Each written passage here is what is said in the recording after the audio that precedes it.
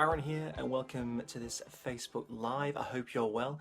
Today I want to show you a practical activity to help your child practice multiplying by 10, 100 and 1,000.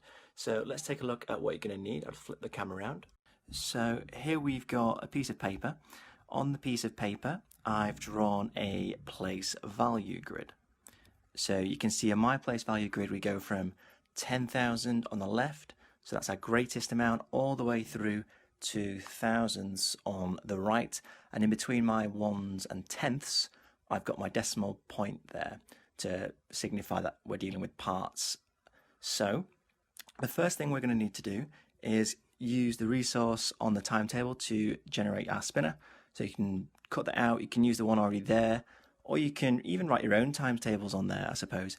But use this one, cut it out, cut off straightened edges, so when you spin it'll land and stick on one of the amounts. Then what you're going to need is some digit cards.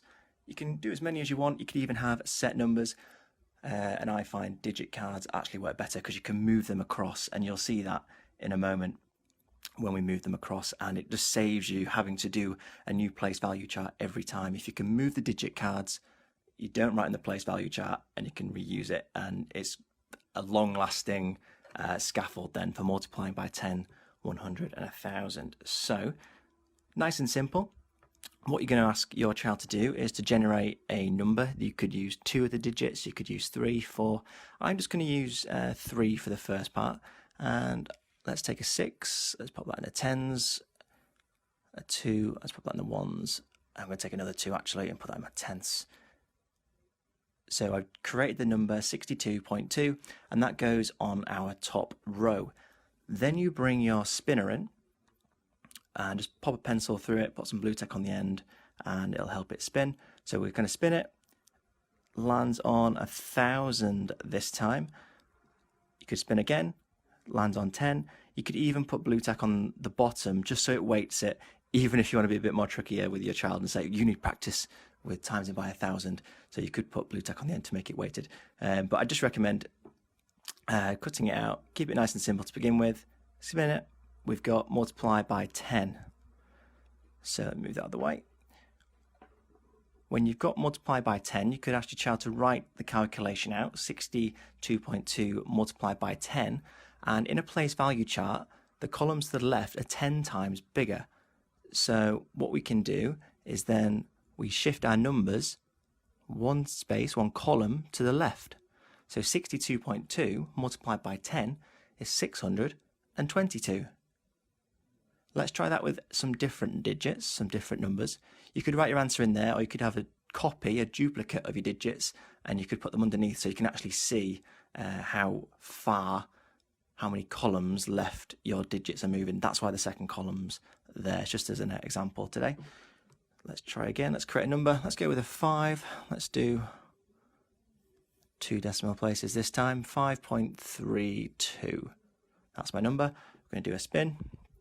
I've got multiply by 100 this time. So what we need to do, multiplying by 100, 2 zeros, we're making things 100 times bigger. So we're going to move 2 columns to the left this time. 1, 2, 1, 2, 1, 2. So 5.32 multiplied by 100, 532. Always comes in handy to have some more zeros with you, especially if that was multiplied by 1,000, it'd have gone left another column, and I'd have an empty column in my ones. I'd fill that with my 0 digit card. So always handy there, just a little tip, have some 0 digit cards with you. So that's part 1 of the activity, which is useful to practice individually.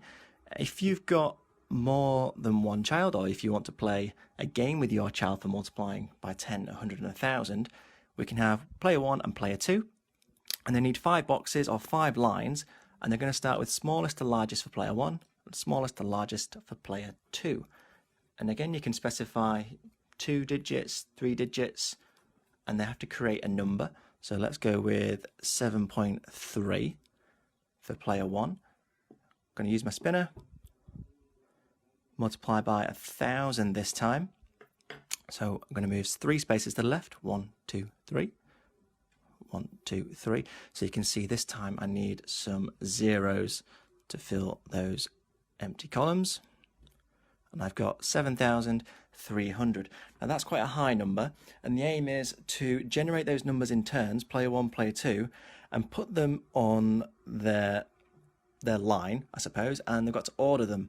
And the winner is the one that can get the 5, 1, 2, 3, 4, 5 in the correct order first. So I'm going to put my 7,300 probably about here. And then the aim of the game, as I say, once they've got 5 in a row, take it in turns in size order from smallest to largest, they win the game. So it's a nice opportunity to talk about ordering numbers, comparing numbers, using place value to bring that in. Lots of questions you can ask with this activity. How can a place value grid help us multiply by 10, 100 and 1,000? Why do I move my digits to the left when multiplying? How many decimal places does that number have? So lots of opportunity to talk about maths there and embed that language. So hopefully that's a nice activity for you to try with your child when multiplying by 10, 100 and 1,000. Hope you found it useful. There's loads more resources over on the interactive timetable on kids.classroomsecrets.co.uk. Let me know how you get on. Thank you.